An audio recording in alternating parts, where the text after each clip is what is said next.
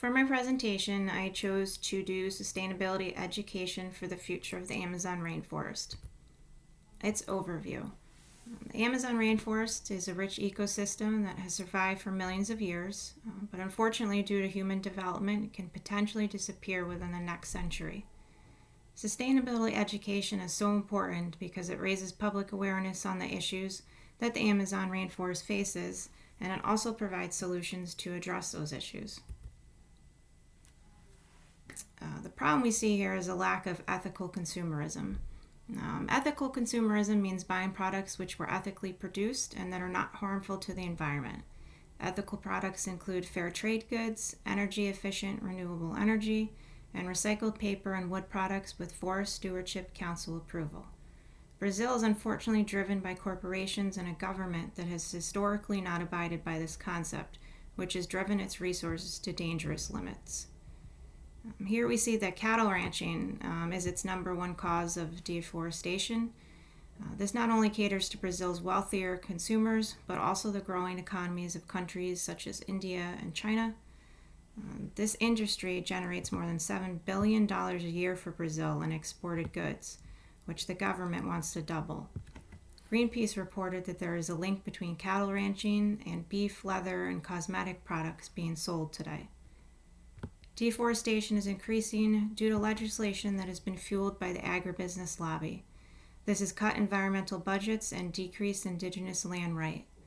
A Forest Code Supreme Court ruling forgave fines for illegal deforestation, which in turn has motivated these land grabbers to continue doing what they've been doing.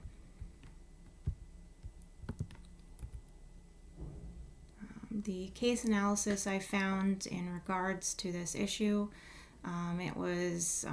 it's called The Deforestation of the Amazon. It's a case study in understanding ecosystems and their value. This case study was done by Phil Camille, and in it he discusses the threats to the Amazon because of deforestation and what its environment is really worth. With that question in mind, he discusses what values need to be included into Brazil's economic structure in order to preserve its rainforest. He mentions ecocentrism and land ethics in his case study and breaks that down into non-consumptive use values and existence values. Non-consumptive use values include those that are taken from the environment, such as bird watching or tree climbing, and existence values are moral in nature, and they include stewardship and preserving the environment for future generations. The ethical ramifications of this problem. There are quite a few. Deforestation of the Amazon rainforest ruins the habitat and food sources for those that live there. With an estimated loss of 100,000 species yearly, the ecosystem's biodiversity is greatly affected. Trees are vital for the Amazon. They allow it to create its own rainfall, and on average it will release 20 billion tons of moisture into the air. Deforestation causes the rainforest to dry out, which causes not only drought but also wildfires. Taking away its trees, like I mentioned, causes drought, which also causes the surface to heat up. And since the trees are made of carbon, burning them causes the gas to be released into the atmosphere, which adds to the thermal layer. It's estimated that 30% of all carbon emitted each year is from the burning of trees. The rainforests provide plants that are used in many medicines. There are plants such as the vinblastine, which is an anti-cancer drug, progesterone, and quinine, which is used to treat malaria. Also, people that are in or close to rainforests, they get an average of 21% of their income off of forest products that don't have anything to do with timber. But there's more money to be made by clearing these forests, which give profits to people other than those who benefit from them.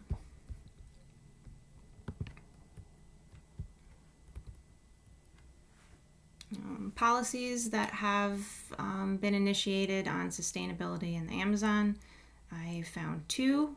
The first is the Forest Code, and the second is the Cadastro Ambiental Rural. 1965, Brazil passed its first forest code. This is a law that requires landowners in the Amazon to maintain 35 to 80% of their property under native vegetation. And then in 2010, the Brazil government created the Cadastro Ambiental Rural, which is a government system that makes it mandatory for all rural properties to be mapped and registered. The effectiveness of existing policies. I listed another policy that is in place that was created from the Forest Code, and it is the Amazon Protected Areas Program. Because Brazil's Forest Code has been so hard to enforce, Brazil wanted to improve on that, so they created this Amazon Protected Areas Program in 2002. Its goal has been to help define policies for land occupation and management. Through this program, conservation parks have been developed throughout the Amazon, which include areas for sustainable use. The local communities have also been trained in agricultural techniques, as well as being taught how to prevent and extinguish forest fires.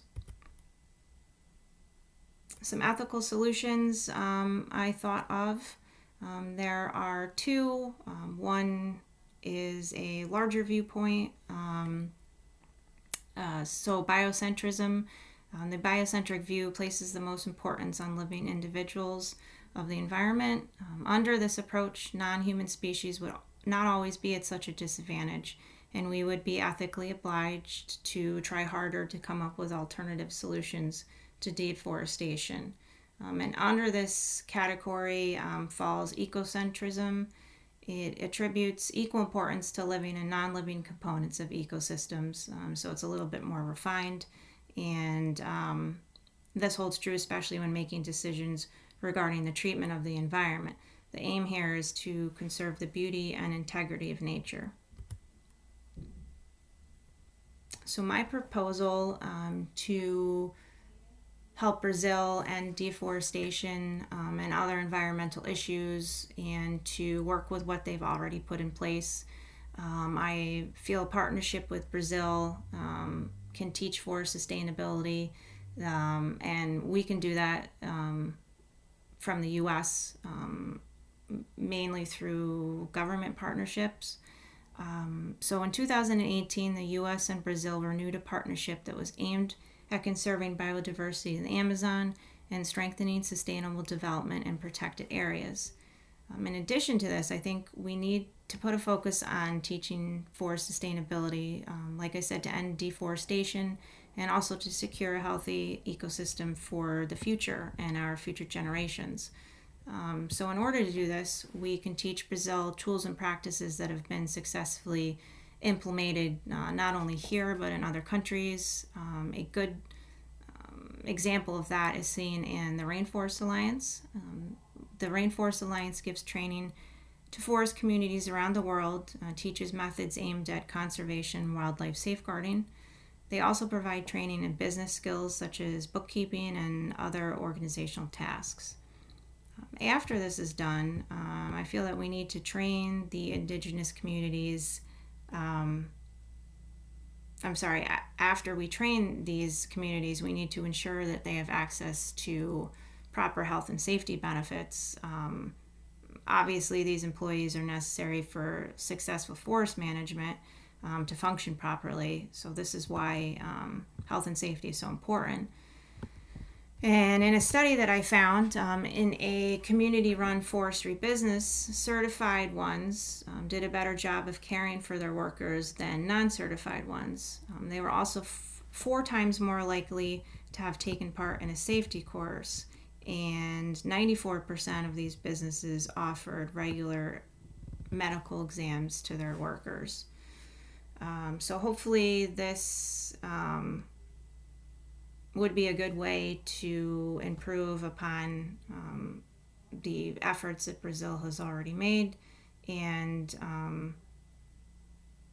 to work on ending the deforestation that happens there and all of their other issues that arise from that.